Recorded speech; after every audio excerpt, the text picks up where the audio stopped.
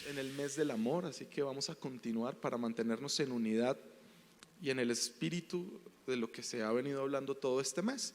Yo te voy a invitar a que abramos la Biblia en Mateo capítulo 24, un verso muy conocido para los que vamos a encuentro. Frecuentemente abrimos los encuentros hablando de este pasaje. Y le voy a invitar a que vayamos rápidamente al verso 9 y vamos a leer hasta el versículo 13. Una palabra que de por sí se ajusta al tiempo que estamos viviendo, al tiempo de la iglesia, los tiempos finales previos a la venida del Señor Jesucristo. Mateo capítulo 24, verso 9. Y acompáñenme y leemos juntos la escritura, y dice: entonces os entregarán a tribulación y os matarán, y seréis aborrecidos de todas las gentes por causa de mi nombre. ¿Quién está hablando aquí? Sigamos con el siguiente. Vamos al siguiente. Muchos tropezarán entonces y se entregarán unos a otros, y unos a otros se aborrecerán. Y muchos falsos profetas se levantarán y engañarán a muchos. Y por haberse multiplicado la maldad, el amor de muchos se enfriará. Verso 13. Mas el que persevere hasta el fin, este será salvo. Y el siguiente: y será predicado este evangelio del reino en todo el mundo para testimonio a todas las naciones. Y entonces ¿qué? Vendrá el fin. Y a mí me quedó y me ha sonado mucho esta frase que dice el Señor: y vendrá el fin de las cosas. Yo le he compartido a la iglesia siempre que yo llevo más o menos 30 años en el evangelio. El otro año cumplo 30 años de conocer al Señor, y me acuerdo que desde muy joven se ha hablado de la segunda venida del Señor. Desde hace más de 30 años se viene hablando que Cristo viene pronto. Dígale a la persona que tiene a su lado: Cristo está que llega, Cristo está que viene. Desde hace 30 años están que no lo dicen. Y esto es un tema que ha generado mucha mística alrededor de muchas personas, ¿verdad? Y sobre todo cuando se habla de temas escatológicos, de los tiempos finales, y hay gente que le tiene mucho misterio al tema del apocalipsis, ¿verdad? Y cuando se habla, a la gente le genera como una inquietud, que le hablen de los dragones y de las cosas que suceden en el apocalipsis, y ahorita que hablan de meteoritos y como que el mundo se va a acabar, y las profecías de Nostradamus, y como que todo el mundo anda con esa inquietud, y eso genera mucho misterio, ¿verdad? Y yo me acuerdo que cuando estaba muy joven, cuando se hablaba de estos temas, y de por sí este tema se utilizaba mucho de manera evangelística, entonces a uno le predicaban acerca de los tiempos del fin para que uno estuviera asustado.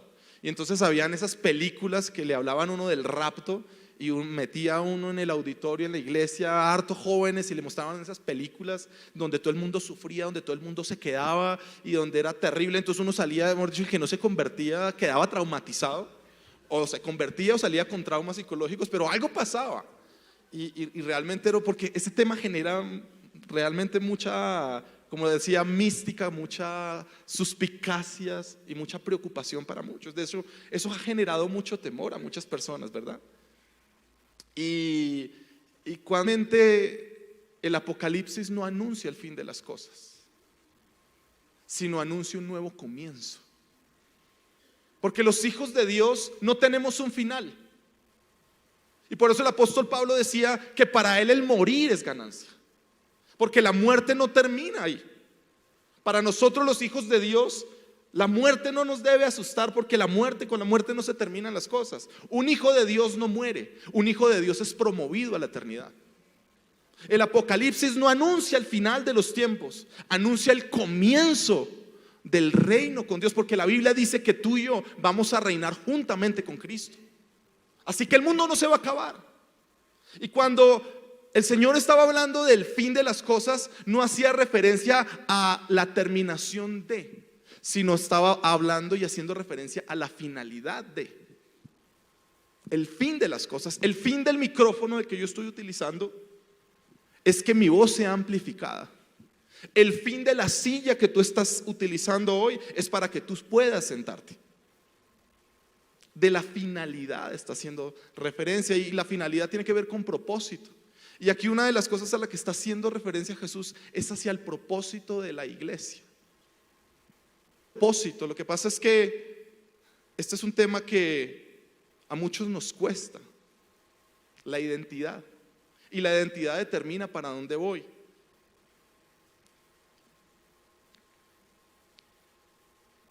Yo creo que miramos rápidamente en el verso 13 y vamos a hablar de la finalidad, de propósito en esta mañana. Porque dice, mas el que persevere hasta el fin, o sea, mas el que persevere en el propósito. ¿Y cuál es el propósito de la iglesia? Y una de las cosas que Jesús, por de los discípulos, los apóstoles que iban a hacer, y fíjate que dice en el verso 13, el que persevere hasta el fin, ese será salvo. El que cumpla el propósito va a traer salvación. Y mira lo que dice el verso 14. Y entonces será predicado el evangelio. ¿Cómo hacemos que la gente llegue a la salvación? ¿Cuál es el propósito de Dios para toda la tierra? Que nadie se pierda, que todo el mundo sea salvado. Y la manera en que la iglesia tiene que llevar la salvación al mundo es a través de la predicación del evangelio. Por favor, déjenme el verso del verso. Y dice, para que entonces el evangelio del reino en todo el mundo sea predicado para testimonio a todas las naciones, y entonces se cumplirá el propósito. El día que tú y yo cumplamos el propósito, entonces se cumplió la finalidad para la cual está diseñada la iglesia. La segunda venida de Cristo no está sujeta a un tema al azar. Porque todo el mundo dice, ¿cuándo será que va a venir el Señor? En cualquier momento va a venir. Pero fíjate que Jesús estaba anunciando que en el momento que la iglesia cumpla su propósito, entonces es que se darán las cosas para que el Señor pueda venir por una iglesia sin mancha y sin arruga. Pero tú y yo tenemos que tener clara cuál es nuestra finalidad. Y una de las cosas importantes para poder cumplir el propósito como iglesia en esta tierra, y lo dice ahí claramente, para testimonio a las naciones. Predicar con testimonio. Porque predicar es fácil. Todo el tiempo se está predicando, la iglesia está predicando a través de los medios de comunicación. Cada vez hay iglesias masivas, más grandes, y se está anunciando, se estima que para 2025 ya se habrá traducido la Biblia a todos los idiomas de la tierra, y no habrá un solo rincón en la tierra donde no se haya predicado el evangelio de Jesucristo. Pero ¿qué del testimonio? Y una de las cosas que hacía referencia a Jesús acerca del testimonio, porque ¿qué es el testimonio? ¿Qué es el testimonio? Es la demostración. El testimonio son hechos, no palabras. Porque hay gente que predica muy lindo, pero vive muy feo. Con los hechos de los apóstoles. No con la predicación de los apóstoles, sino con los hechos. Porque es con los hechos que la gente realmente se va a acercar a Cristo. Y el día que tú y yo, y si usted mira en Juan 13:35, todos, toda la tierra, que sois mis discípulos, si tuvieres ¿qué? Si tuvieres ¿qué? Estamos en el mes del amor y la amistad. Pero ¿cómo es el amor que realmente es esperado de Dios para la iglesia? Y yo quiero que vayamos rápidamente a Efesios 6:24.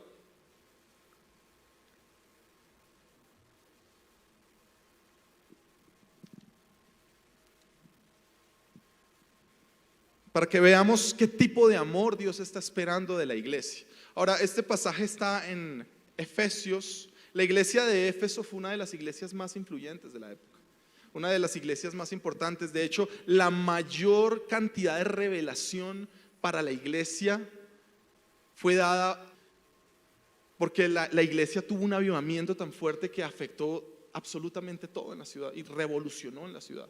Y entonces, cuando uno mira una iglesia como la iglesia de Éfeso. De hecho, Éfeso significa deseado.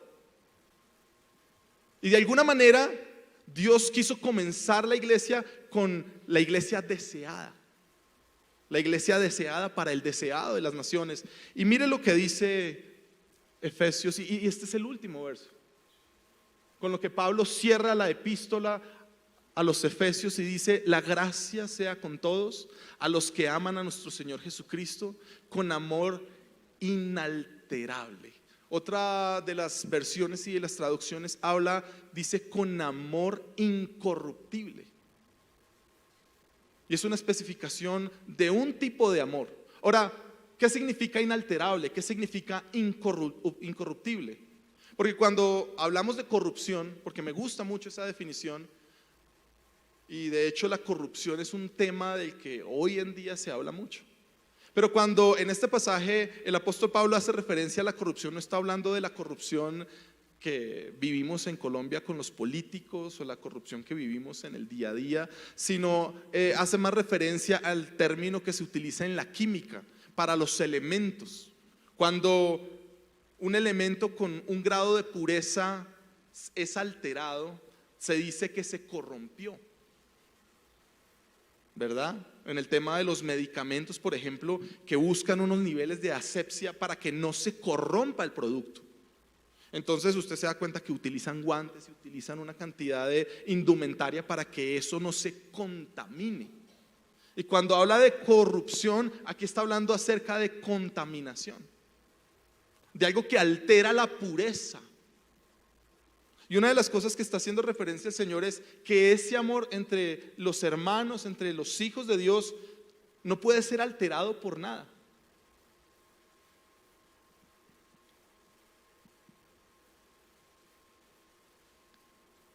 Un amor incorruptible, pero de alguna manera algo ha hecho que ese amor cambie. Algo ha hecho que no podamos ser el testimonio a las naciones que Dios está esperando. Una de las cosas que más me sorprendió al llegar a Armenia es precisamente la división que está viviendo la iglesia en Armenia. Tuve la oportunidad de reunirme con el presidente de la asociación de pastores y una de las cosas que él me decía: aquí la iglesia está dividida. Y no solamente en Armenia, en todo el país realmente está dividida. Porque cada quien hace lo que quiere. Un día hablaba con un sacerdote y él me decía: mire, el mensaje de ustedes los evangélicos, de los cristianos, es un gran mensaje. Ustedes están alineados a la palabra. No hay duda que ustedes son la iglesia de Jesucristo también. Pero ustedes tienen una debilidad, que ustedes no están unidos. Porque él decía: mal que bien, la iglesia católica, con todos sus errores y sea lo que sea, tenemos una sola cabeza. Y si usted va a cualquier iglesia católica en el mundo, el sermón es el mismo. Cuando usted va y mira a una persona, un sacerdote que está parado en un altar, tiene usted la garantía de que ese pastor tiene preparación teológica y que está sujeto a una cobertura. El problema de los cristianos, me decía, es que cada quien hace lo que se le da la gana.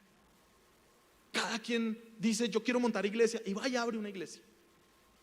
Cada quien predica lo que quiere. La mayoría: yo sentí de Dios esto, yo sentí de Dios lo otro.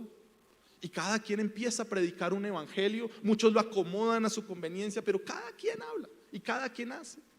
Y cuando ciertas personas tienen cierto nivel de poder, entonces no se quieren sujetar a un cuerpo colegiado, porque eso era lo que me decía: ustedes no tienen esa colegiatura, no tienen a quien darle cuentas. Decían: mal que bien, si yo no predico lo que tengo que predicar, a mí alguien me tira las orejas. Y yo tengo que ajustarme a una unidad. Y una de las cosas que está diciendo el Señor, que para que podamos dar testimonios a través de la unidad. La oración de Jesús, Juan capítulo 17: Señor, yo te pido que los hagas uno, para que puedan dar testimonio de que tú eres real. Y la unidad tiene que ver con el amor.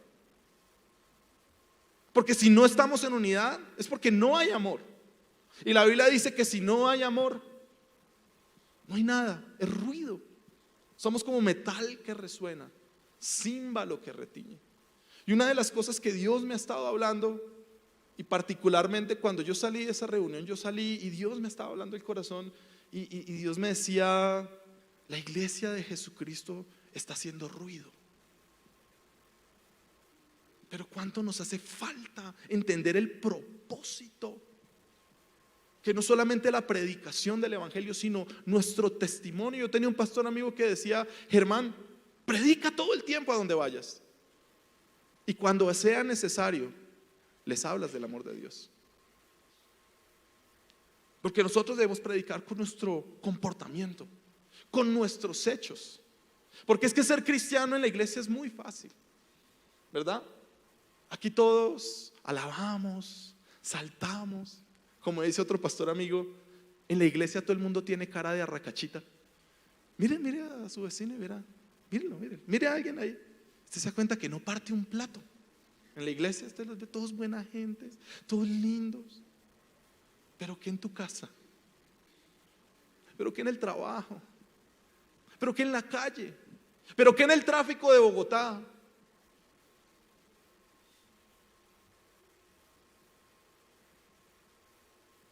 ¿Pero qué como familia? Porque lo que se vive en la sociedad, no sé si se ha dado cuenta que parte del gran problema de nuestro país es la desunión, es la división, la polarización. Polarización es división. O sea, no hay unidad.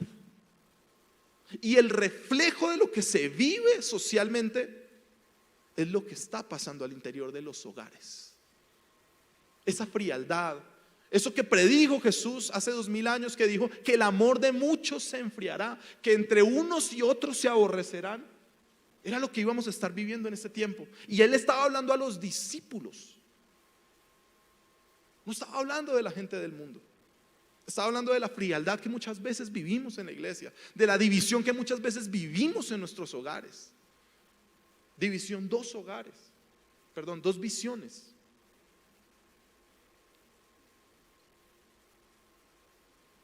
Decimos que nos amamos, pero no nos soportamos.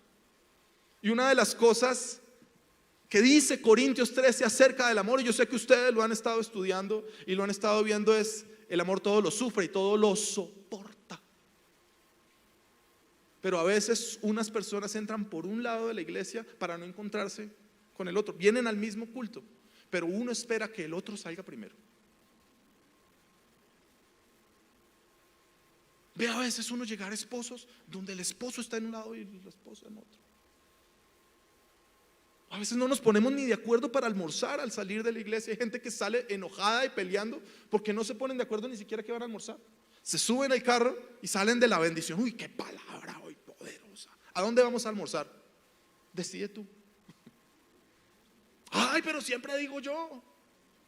Díganle a los niños que quieren hamburguesa. Otra vez hamburguesa. Y entonces se agarran porque no hay una unidad. No nos podemos a veces ni poner de acuerdo para desarrollar un encuentro, una actividad para Dios, porque cada quien quiere hacer lo suyo. Y el propósito de la iglesia es estar unidos para que la gente se dé cuenta que nos amamos, porque es que sin unidad no puede haber amor. ¿Andarán dos de acuerdo por el camino si no estuvieran con una visión? ¿Se puede uno poner de acuerdo? ¿Puede uno ser feliz en un hogar donde el esposo y la esposa piensan diferente, quieren hacer cosas diferentes? Y una de las cosas que Dios ha estado hablando fuertemente a mi corazón es: Germán, yo en parte te envié a Armenia para que tú seas uno de los promotores de la unidad del cuerpo de Cristo. Y una de las cosas que yo le dije a ese pastor es: yo no hubiera tenido necesidad de presentarme ante la asociación. Yo hubiera podido empezar la iglesia en muchas cosas seguramente. Y mi presentación fue: yo estoy aquí porque yo quiero estar en unidad y promover la unidad del cuerpo de Cristo. Porque el mundo realmente va a conocer a Cristo y va a llegar a la salvación el día que tú y yo decidamos caminar juntos y tener la misma visión, a través de la predicación del evangelio. La iglesia está en este mundo para predicar el evangelio. y vivir el evangelio. Ese es nuestro objetivo. Lo que pasa es que a veces nos hemos distraído en cosas. Y Juan capítulo 15 da un secreto muy importante para que la iglesia pueda cumplir ese propósito, y es la permanencia, la constancia. El Señor dice: yo soy la vid verdadera. O sea que hay algunas vides falsas, porque si Él dice que es la verdadera es porque hay falsas. Y una de las cosas que Él también predijo fue eso: muchos los van a engañar, se levantarán falsos profetas, se levantarán falsas doctrinas, gente hablando de Dios muy parecido. Hoy en día, si usted realmente va a una secta y no se prepara, y por eso también la invitación, y hago de una vez cuña y propaganda, para que estudie, para que te prepares, porque cada vez es más difícil de identificar la falsa doctrina. Y por esa razón es tan necesario uno estudiar, porque uno ve personas, le dice: ay, es que allá hablan tan lindo, allá hablan eso de Dios, uy, eso me parece espectacular, cantan las mismas canciones, pero no sabes en el fondo qué realmente te están enseñando. Y es que reconocer lo falso del original cada vez es más difícil. Hace poco la pastora predicaba sobre eso y nos ponía unas imágenes, ¿se acuerdan? ¿Se acuerdan los que estuvieron sobre los tenis, por ejemplo? Hoy cada día es más difícil reconocer los tenis originales de los chiviados. No me mire los míos, pero no son originales. Son de 50,000 chinos, pero se ven igualitos a los originales. O sea, a veces uno ve en Transmilenio, la persona tira el reloj y Rolex. Uno sabe que no es original.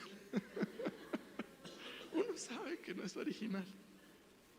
Pero realmente cuando tú tienes los dos, si tú no sabes, si tú no eres experto, tú no te das cuenta de lo verdadero y lo falso. Y una de las cosas que decía el Señor, para que tú puedas llevar el verdadero evangelio, porque el mundo necesita la verdad, necesita la verdad, tenemos que predicar la verdad. Y una de las cosas que predicó Jesús fue la verdad, y por la verdad lo mataron. Porque el evangelio de Jesucristo no fue un evangelio tan popular en su época. Él comenzó hablando de cosas muy contradictorias. Él no habló todo el tiempo de prosperidad. Él no habló de hacer pactos. Él no habló de hacer eventos masivos. Él comenzó su mensaje diciendo: bienaventurados los pobres. Él comenzó diciendo un mensaje: el que quiera seguirme, tome su cruz y sígame. Comenzó su mensaje diciendo a los judíos de la época que odiaban a los romanos, diciéndole: si un romano te pide que lleve su carga 1 milla, ahora tú la llevas 2, el doble. Al que no quiere caldo. Y una de las maneras que vamos a conocer la verdad es a través de la permanencia. El Señor dice: el que permanece en mí, ese es el que va a dar fruto. La iglesia tiene que dar un fruto bueno, porque hay frutos que son malos. ¿Se acuerdan que el pastor un día hablaba de las naranjas, hablando de los frutos, y dice: esa naranja salió chumba? ¿No ha visto que a veces uno abre la naranja y está toda seca? Y uno de los secretos para dar un fruto verdadero y bueno es estar pegados a la fuente, permanecer en Jesús. Eso implica disciplina, eso implica esfuerzo, eso implica sacrificio. Una de las cosas que hoy en día la gente no quiere, porque la iglesia hoy en día, o las multitudes, están buscando un evangelio light, un evangelio fácil, un evangelio donde no toque ayunar, un evangelio donde no me tenga que esforzar, un evangelio donde no tenga que sacrificarme. Por eso muchas personas no quieren estudiar. Más del 90% de la iglesia cristiana evangélica protestante en el mundo no tiene conocimientos académicos acerca de la palabra de Dios. Más del 70% de los... Entonces, ¿cómo vamos a llevar la verdad? La verdad verdadera. ¿Cómo vamos a dar frutos verdaderos? Si tú y yo no nos tomamos en serio el fin de las cosas, el propósito, un propósito eterno. Para eso es que Dios tiene la iglesia. Para eso es que Dios te rescató. Para eso es que tú y yo hacemos encuentros. para que nos enfoquemos en lo que realmente Dios quiere que hagamos, porque muchas veces le damos otra finalidad a las cosas. Yo siempre lo explico. Los instrumentos musicales, el que diseñó la guitarra, el que diseñó el piano, la diseñó con un fin. Pero yo podría utilizar este piano y yo puedo ponerle un mantel y pongo un florero y funciona. Y se vería hasta bonito. Pero esa no es la finalidad. Hay en muchos lugares donde tienen instrumentos como adorno. Hay hoteles, restaurantes, los hard rock, utilizan los instrumentos para adornar y se ve muy lindo. Pero ese no es el fin. Como tampoco es el fin que tú vengas solamente cada 8 días a recibir y seguir con tu vida igual. Ese no es el fin. Ese no es el propósito.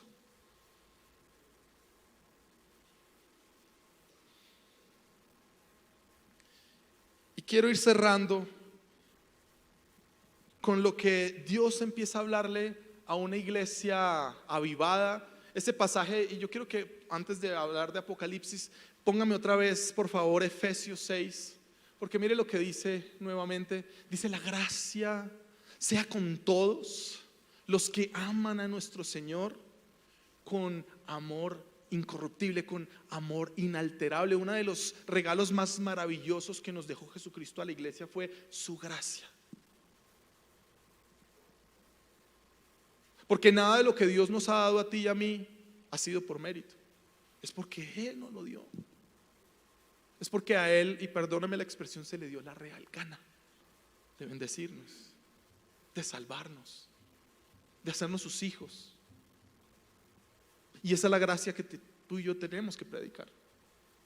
Y esa iglesia deseable, esa iglesia de Éfeso, que fue influyente en su época, que fue influyente en su territorio, que tuvo la posibilidad aún de influir en el sistema de comercio de la época, porque los cristianos daban sus casas, daban ofrendas generosas, los empresarios se convertían y toda la gente daba generosamente, y realmente la iglesia de Éfeso trajo un avivamiento muy fuerte a ese territorio. Pero 20 años después, más o menos, viene esta palabra en Apocalipsis capítulo 2. Ahora, particularmente Dios me hablaba de ese tiempo porque Ecofamiliar cumple 20 años el otro año.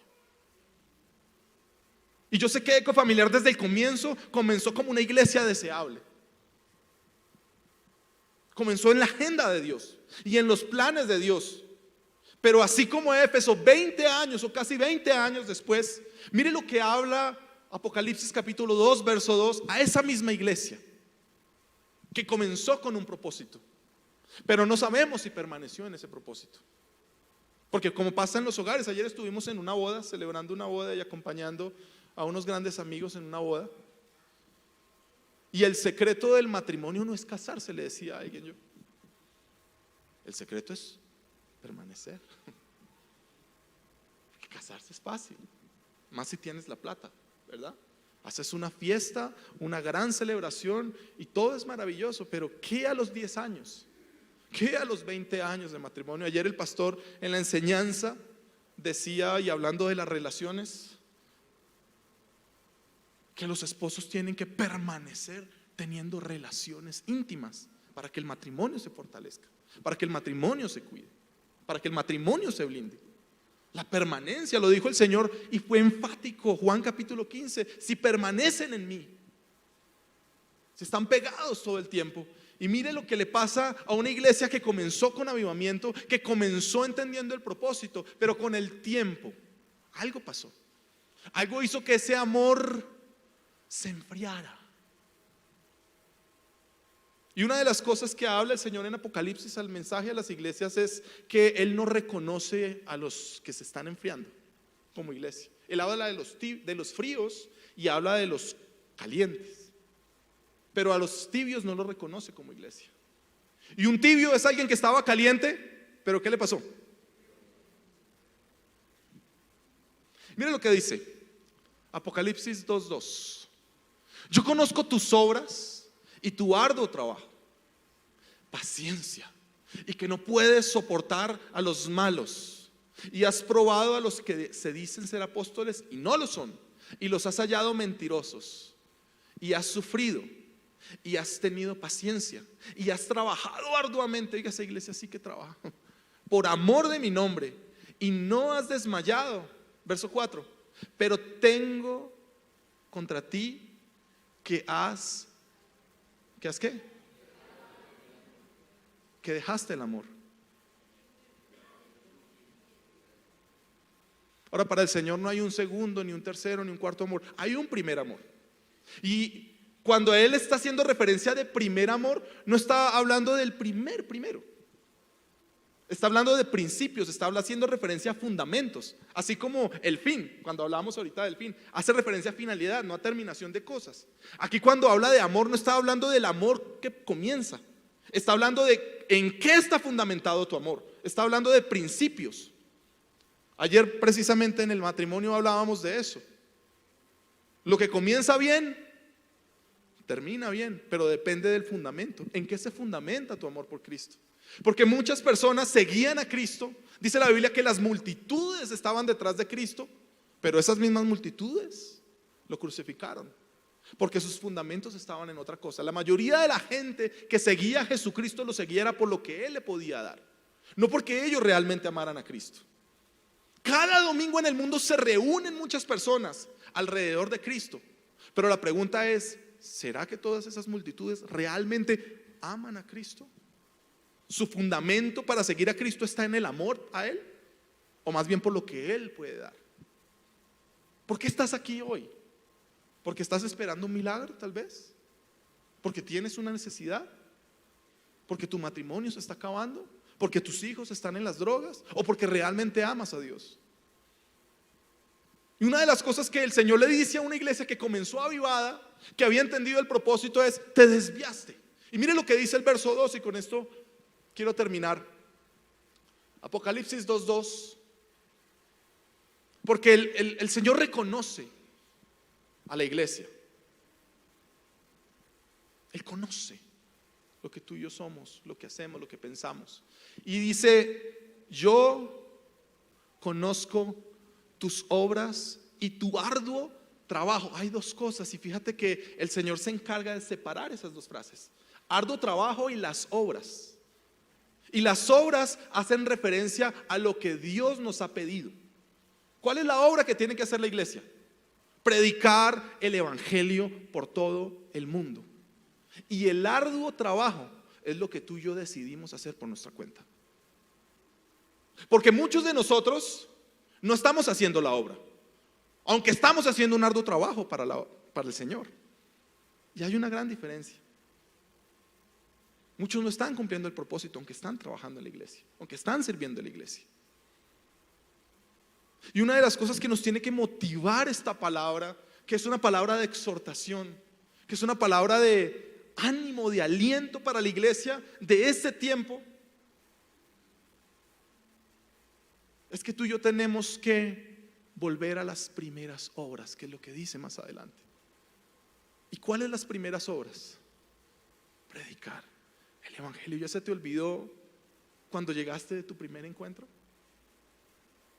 Ese fuego que había en tu corazón y que tú le querías contar a todo el mundo, lo que Dios había hecho en tu vida, cómo Dios te rescató, cómo Dios cambió tu corazón, que tú venías roto por dentro y que de pronto escuchaste unas palabras, escuchaste unos extraños que te dijeron: Dios te ama, Dios puede cambiar tu vida. Y tú empezaste a sentir un fuego y tú empezaste a cambiar tantas cosas en tu hogar, y tú llegaste a hablarle a tu esposa y llegaste a pedirle perdón a tus hijos, y nadie en la empresa te soportaba porque al otro día, ese lunes que llegaste, le querías predicar a media empresa. Y ya tus compañeros no almorzaban contigo porque decían: ay, ese evangélico. Y en las reuniones familiares no te invitaban ya porque todo el tiempo tú estabas con la Biblia en la mano, con ese fuego, con ese amor, hablando. Pero ¿qué pasó después de ciertos años? ¿Qué hizo que ese amor se fuera enfriando?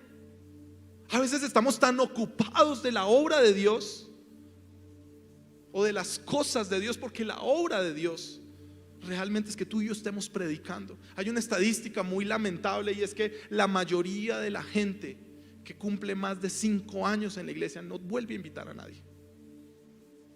Los más viejos, perdóneme, en el Señor somos los que menos invitamos personas, somos los que menos predicamos, somos los que menos llevamos las buenas nuevas. Y ciertamente somos los que más criticamos y los que más ponemos trabas y tropiezos en la iglesia. Somos los antiguos los que fomentamos más la división en la iglesia. Normalmente no son los nuevos los que dividen las iglesias, son los antiguos, los que menos predicamos y los que menos nos salimos de la zona de confort, los que menos nos incomodamos, los que menos estamos haciendo la obra, aunque trabajamos arduamente. Y es que el arduo trabajo es el que cansa. Cuando uno está cumpliendo el propósito, uno no se cansa. Uno no se cansa. Uno puede trasnochar, uno puede hacer lo que sea y uno está vital. Ustedes no saben, a mí la pasión que yo siento por predicar la palabra de Dios. Y anoche salimos tarde del matrimonio y de la misma emoción por lo que Dios me estaba dando para traer a la iglesia hoy, casi ni duermo, pero no estoy cansado. Y son las 3 reuniones. Gloria a Dios. Pero cuando uno está cumpliendo el propósito, uno no se cansa. Mi esposa me dice: ¿tú no te cansas de encerrarte por la noche y tocar piano? ¿Te cansas de tocar piano? Yo creo que Yuli por la noche dice: acuéstese a dormir. A mí Marcela me golpean: acuéstese. Y me dan pero es tanta la pasión. La monita ayer que estábamos hablando durante la cena en el matrimonio, la monita decía: mire, hay muchas personas que les cuesta la oración a la madrugada, pero la monita me decía: para mí es un deleite. Y yo de verdad lo disfruto. Me decía: yo de verdad, aunque la mayoría diga que le cuesta, a mí no. Yo me lo disfruto porque ella entendió que ese es su propósito. Y el propósito no cansa, es el arduo trabajo. Porque a veces nos hemos enfocado tanto en las cosas de Dios que nos olvidamos del Dios de las cosas, lo verdaderamente importante, como la familia. ¿Cuántos padres se sacrifican por sus hijos, pero nunca están para sus hijos, porque están ocupados consiguiendo plata para los hijos? Un hijo no necesita plata, un hijo necesita un papá. La mejor herencia que tú puedes dejar a tus hijos es un gran hogar. La mejor herencia que necesita la iglesia son hombres y mujeres de testimonio que entiendan su propósito en este mundo. Este mundo no lo cambia la política, lo cambia la iglesia. Cuando la iglesia decida cumplir el propósito en esta tierra. Y si va a aplaudir, apláudale fuerte a Jesús. Y una de las cosas que yo tengo claro es que Ecofamiliar es una iglesia de propósito. Que acá hay gente de propósito, pero también sé que hay gente cansada, porque los encuentros agotan, porque las misiones agotan, porque las barcas agotan. Y el Señor Jesucristo le dijo a los discípulos: y yo te invito a que te pongas de pie. Vengan a mí los que están cansados, los que están fatigados y los que están trabajados. Yo quiero orar por ti en esta mañana, para que Dios, a través del Espíritu Santo, te lleve a encontrar el propósito para ti en este tiempo. Porque a lo mejor estás sirviendo en el lugar incorrecto, en el lugar equivocado. A lo mejor Dios te tiene a ti para estar en la alabanza y tú estás en las misiones. A lo mejor Dios te tiene a ti para estar en la red de servicio, pero tú quieres estar en la alabanza. A lo mejor Dios te está llamando para que seas un intercesor, pero a ti te apasiona la red de servicio. Y una de las cosas que necesitamos como iglesia es encontrar el propósito, porque este mundo necesita. La gente se está quitando la vida. Uno de los departamentos con mayor índice de suicidios en Colombia es el departamento del Quindío. A diario se suicidan personas. ¿Y dónde está la iglesia de Jesucristo? Agarrados entre ellos para ver quién dirige, a ver quién es el que predica mejor. Asistimos a eventos masivos. No estoy diciendo que esté mal asistir a eventos masivos, pero la gente está afuera. Mientras tú y yo estamos buscando encerrarnos en los templos a recibir palabra para engordarnos y alimentarnos, la gente se está quitando la vida allá afuera. Ese es el propósito, tu familia, tus hermanos. No vayas tan lejos, no vayas hasta los niños del África. Mira a tus primos, tus hermanos, tus padres, tus amigos, tus compañeros de trabajo. Ellos necesitan las buenas nuevas del Evangelio, no una religión, el Evangelio de Jesucristo, el que transforma las vidas. Y que ese mismo Evangelio que te transformó a ti, los puede transformar a ellos, pero tú no has abierto la boca. Y por eso le voy a invitar a que con tus ojos cerrados le pidamos al Espíritu Santo que nos dé la fuerza, que nos dé la sabiduría, que nos dé la fortaleza para cumplir el propósito. Si tú te sientes cansado, levanta tus manos y corre a los brazos de Jesús y dile: Señor, hazme descansar.